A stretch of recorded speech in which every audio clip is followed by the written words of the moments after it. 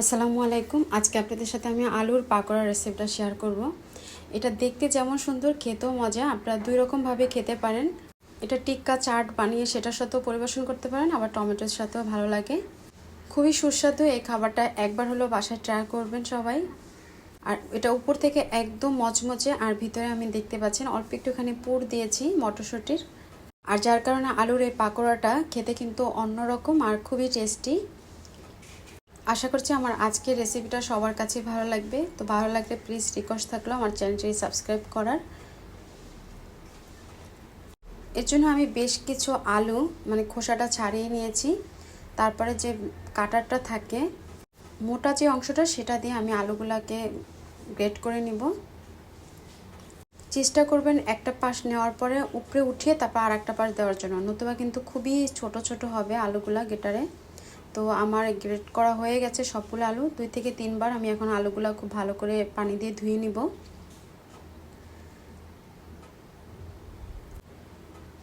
এটা পানি দিয়ে ধোয়ার পরে আমি কড়ার ভিতরে এটা তুলে নিব। তারপরে একদম সাদা পানি দিয়ে এটা আমি বয়ল করে নিব। 4 থেকে 5 মিনিটের মতো বয়ল করব, বেশি একটা সময় বয়ল করা যাবে না। 4-5 মিনিটের মতো যখন হয়ে যাবে তখন এটা পানিটা ফেলে দিয়ে এটা আমি একটা সুতি কাপড়ের উপরে দিয়ে দেব, যাতে করে পানিগুলো খুব ভালোভাবে ঝরে যায়।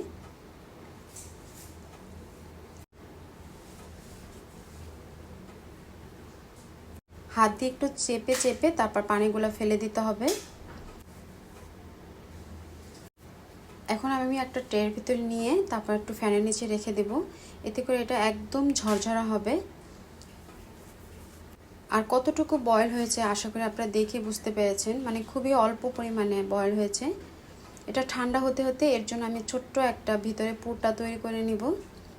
এর জন্য নিয়েছি বয়েল করা মটরশুঁটি, দিয়ে দিচ্ছি কিছু বাদাম, দিয়ে দিচ্ছি সামান্য করে লবণ, চাট মশলা আর একটুখানি গোলমরিচ। একটু হাত দিয়ে মেখে তারপর রেখে দিব। এখন যে আলুগুলো আমি ফ্যানের নিচে রেখেছিলাম, সে আলুতে পানির যাতে না থাকে একটু খেয়াল রাখতে হবে। দেখতে পাচ্ছেন একদম কিন্তু ঝরঝরা। এটা দিয়ে আপনারা আলুর ঝুরিটাও করে নিতে পারেন। এখন দিয়ে দিচ্ছি লবণ আর মরিচের গুঁড়া, আর দিয়ে দেব কর্নফ্লাওয়ার। 4 টেবিল চামচ কর্নফ্লাওয়ার আমি এখানে দিয়েছি। তবে আপনাদের আলুর পরিমাণ বুঝে তারপরে কিন্তু কর্নফ্লাওয়ারটা দিতে হবে। হাত দিয়ে যখন দেখবেন যে এটা মুট করলে একদম মুট হয়ে যাচ্ছে, তখন বুঝতে পারবেন যে আর কোনো কর্নফ্লাওয়ার এখানে প্রয়োজন নাই। হাতের তালুর ভিতরে নিয়ে একটু চাপ দিয়ে দিব। তারপর যে পুরটা রেডি করেছি সেই পুরটা এর ভিতরে দিয়ে দিব।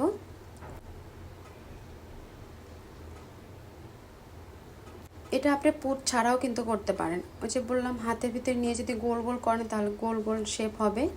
যে কোনো ধরনের শেপ এখন দিতে পারবেন। তারপর পুরটা দিয়ে আবার একটুখানি আলু দিয়ে এটা আমি কভার করে ফেলবো। ব্যাস তৈরি হয়ে গেল আলুর পাকোড়া। একেবারেই অন্যরকম একটি পাকোড়া রেসিপি। আর এভাবে করে আমি সবগুলো বানিয়ে নিব। তবে চুলার উপরে তেল বসিয়ে এভাবে বানিয়ে সাথে সাথে তেলের ভিতরে দিলে সবচেয়ে ভালো হয়। রেখে দিলে হয়তো বা ফেটে যেতে পারে। তো যাই হোক, আমি তেল বসিয়ে দিয়েছি, খুব একটা তেল কিন্তু এখানে আমি দেইনি। তারপর একটা একটা করে বানাবো আর আলুর পাকোড়াগুলো এভাবে দিয়ে দিব। এটা দেখে ঘাবড়ানোর কিছু নেই যেটা ফেটে যাবে এরকম কিছু। তেলের ভিতরে দিলে এটা আরও আটকে যাবে, যেহেতু আমার এটার ভিতরে কর্নফ্লাওয়ার দেওয়া আছে। তো একটা দেওয়ার পরে একটা সাইড করে তারপর আর একটা দিয়ে নিচ্ছি। এভাবে করে আমি এটা মিডিয়াম টু লো হিটে তারপর ভেজে নেব। বেশি হাই হিটে কিন্তু ভাজা যাবে না, তাহলে আবার ভিতর থেকে আলুগুলো আর কাঁচাই থেকে যাবে। তো এপিট ওপিট উল্টে পাল্টে তারপর আমি একদম গোল্ডেন কালার করে ভেজে নেব। আর একটা ব্যাচ ভাজা হয়ে গেলে আমি আর একটা ব্যাচও ভেজে নেব। ওই যে বললাম, একই রকম সিস্টেমে আলুটা দিয়ে আপনি গোল করেও নিতে পারেন, আবার আলুর ঝুরিটাও করে নিতে পারেন। 2-3টা আইটেম কিন্তু এই একটা আলু দিয়ে আপনি তৈরি করে ফেলতে পারবেন। তো ব্যাস তৈরি হয়ে গেল আমার আলুর পাকোড়া। এখন এটা আমি নামিয়ে নিচ্ছি। আলুর পাকোড়াটা যদি চাটের সাথে আপনি পরিবেশন করতে চান, সেক্ষেত্রে এখানে টক দই, তারপর সামান্য একটুখানি লবণ, লাল মরিচের গুঁড়া আর চিনি দিয়ে দইটা ফেটিয়ে নিতে হবে। তারপর ঝুরি ভাজা, তারপর এই টক দইটা, তেঁতুলের মিষ্টি টক যেটা, সেটা ধনিয়া পাতার টক দিয়ে এটা খেতে কিন্তু আরও বেশি মজা লাগে। আর যদি এসব ঝামেলা করতে না ইচ্ছা করে, তাহলে টমেটো কেচাপ দিয়ে এটা খেয়ে দেখবেন, অসম্ভব রকমের মজা। সবাই বাসায় একবার হলেও ট্রাই করবেন। তা আজ এ পর্যন্তই। আল্লাহ হাফেজ।